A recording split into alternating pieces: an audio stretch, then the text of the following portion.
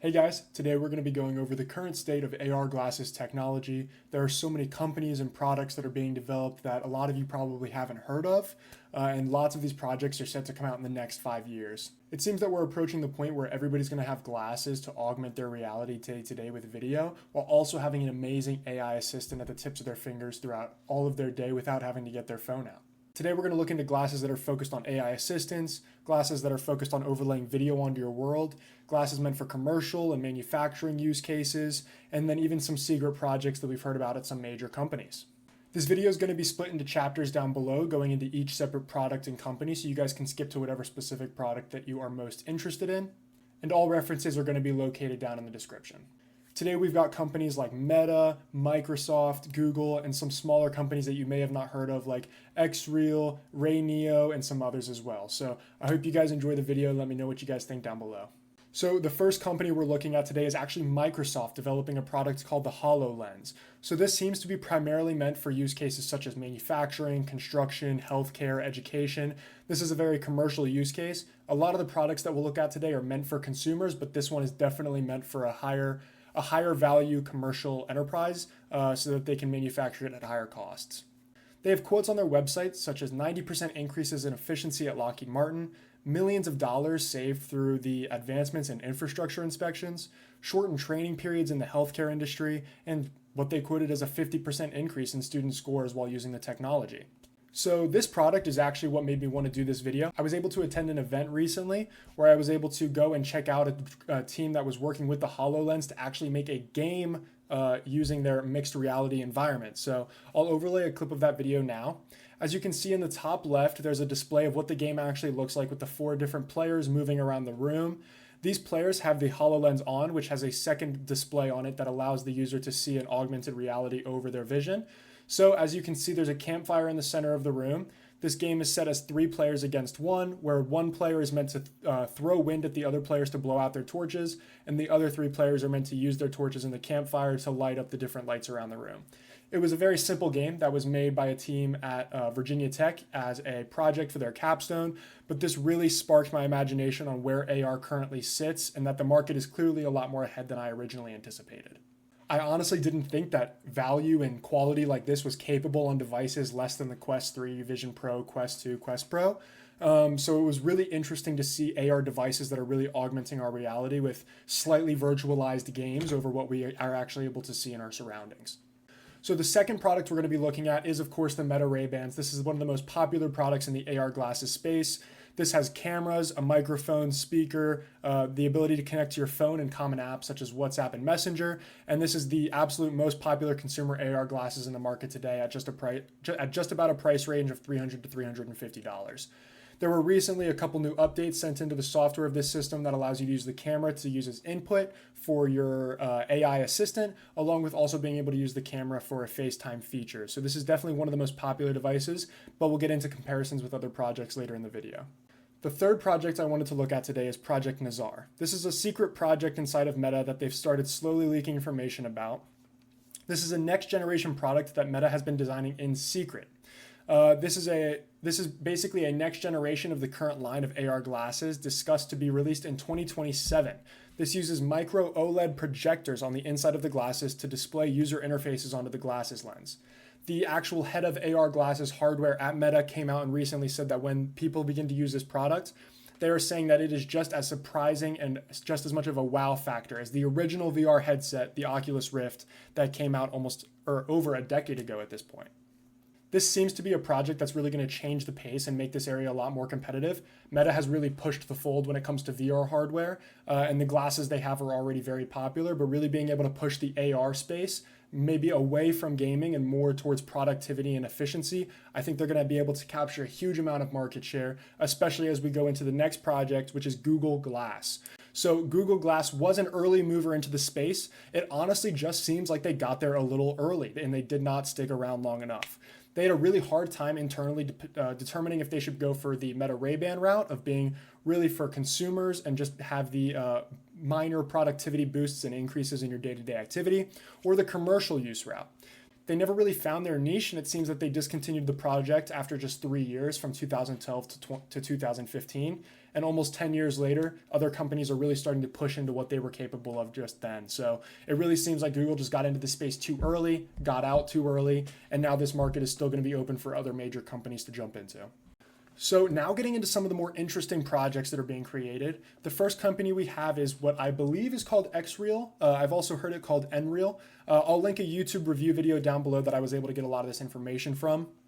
So this is a consumer product that projects monitors onto your vision. It uses a USB-C device and is primarily used to either hook up to mobile gaming devices such as the Steam Deck or Nintendo Switch, or your phone in order to mirror the display onto your vision. There's no built-in battery for this device. It has to be plugged into another device, so it really acts as more of a second monitor for your other devices rather than acting as a daily driver and something that you can just take around with you on the go, because most people aren't going to want that wire sticking out of their glasses and into their pocket. This seems to be really popular and useful when it comes to plugging into something like a Steam Deck on the go. The benefits of having an extra monitor on your glasses rather than just using the physical display of a device don't really seem to compare to the $400 price point that this product starts at. So there's definitely some controversy, but a lot of early movers are starting to move into this product already.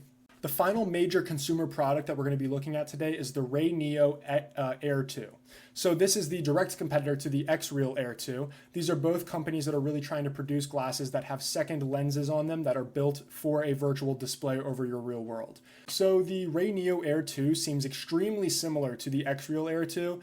I honestly couldn't find a lot of major differences across the two products, being the RayNeo Air 2 and the XREAL Air 2, but it seems that the XREAL Air 2 and product line are a lot more popular with more reviews and higher ranked reviews than the RayNeo Air 2. So if you're considering getting any of these devices, I would definitely recommend looking at other people's reviews. But now that we've gone through all the 6 major players in this space, let's jump into my comparisons and what I would recommend for different use cases. So I'm going to split my recommendations into different categories based on different use cases, because clearly these are not all fighting for the same space and use case. For your normal, average, everyday consumer, the absolute easiest recommendation is going to be the Meta Ray-Bans. It's why they're so popular. Their size and weight is so light that they cover most use cases other than video at a reasonable price in the market. The RayNeo X2 seems to be a good direct comparison for this pair of glasses, but it also has a display that doesn't seem to add a lot of value, but does seem to add a lot of size and weight. So right now, it just doesn't seem like there's any display in the market that is good fit for the average consumer, because the drawbacks of adding so much weight and other problems are really taking away too much from the value of the product. For the use case of people that want to use their glasses as a display hookup for either their phone or a mobile gaming device, this is obviously going to come down to the XREAL Air 2 and the RayNeo Air 2. I would definitely recommend looking into both in the reviews to see which one benefits you the most, because you're also going to have to put a lot of money into adapters depending on the specific device that you're using. For example, if you have a Lightning port or if you have a Nintendo Switch, you're going to have to buy specific adapters to be able to connect to those devices, which can add tremendously to the cost if you're buying directly from the company. Honestly, if you're looking for a device like the RayNeo Air 2 and the XREAL Air 2, my recommendation is just going to be to get a Quest 3. The product is priced very competitively and similarly to those two pairs of glasses, but the Quest 3 has tremendously more powerful compute capabilities. The pass-through has improved tremendously recently, and all of those use cases of sitting on a plane, on a train, in a car, and being able to watch a video over your pass-through environment and perhaps using a computer setup or something are just going to be far more capable on a built-out VR headset rather than a smaller pair of glasses that simply mirrors a display. For any game developers out there, I know I did mention that the Hololens game capabilities was very entertaining and fun, but I would not recommend going into that area just yet. Currently, VR devices are going into a lot more consumers' hands, and developing games onto there are going to be a lot easier to transfer to glasses once they have higher capabilities, but right now it seems that the VR space is going to be the absolute best area to start developing games to enter the market with a higher consumer base. The limitations in the AR glasses market are clearly surrounding the video capabilities. People can't decide if they want a second lens, if they want the monitor built into the lens of the glasses, or if they want to use some sort of projector system. There are so many different use cases and implementations of augmented reality in glasses, and it just doesn't seem like any company has figured out the video quality features of AR glasses yet. Like I said earlier, the Meta Ray-Bans are a clear winner for anybody looking to get into more techie glasses with more technological capabilities than a normal pair of glasses, acting more as an auxiliary device to your phone. This device is the lightest that we looked at today, and it seems to be much more sleek and doesn't cause as much fatigue as a bulkier device may. So the Meta Ray-Bans are a clear winner for most consumers that want a tech-enabled pair of glasses that acts as an auxiliary device for your phone. It has an awesome AI assistant along with camera-enabled features, and it's not too bulky and still remains sleek to not add too much fatigue to your face. I think the next 5 years are going to be huge for AR. There are clearly so many products that are coming into market soon, and so many companies are fighting for this market share.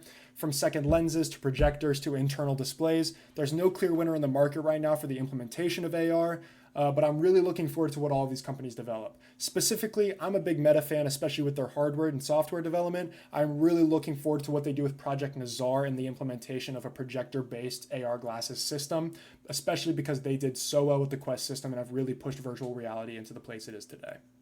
Let me know what you guys think of the current AR space in the comments down below. We can get some discussions going. If you have any critiques or if I made any mistakes in the video, feel free to comment out down in the comments, and I will like any comments that make any corrections to any of the items that I talked about today. I hope you guys enjoyed. Leave a comment and subscribe down below if you did, and I will see you guys in the next video.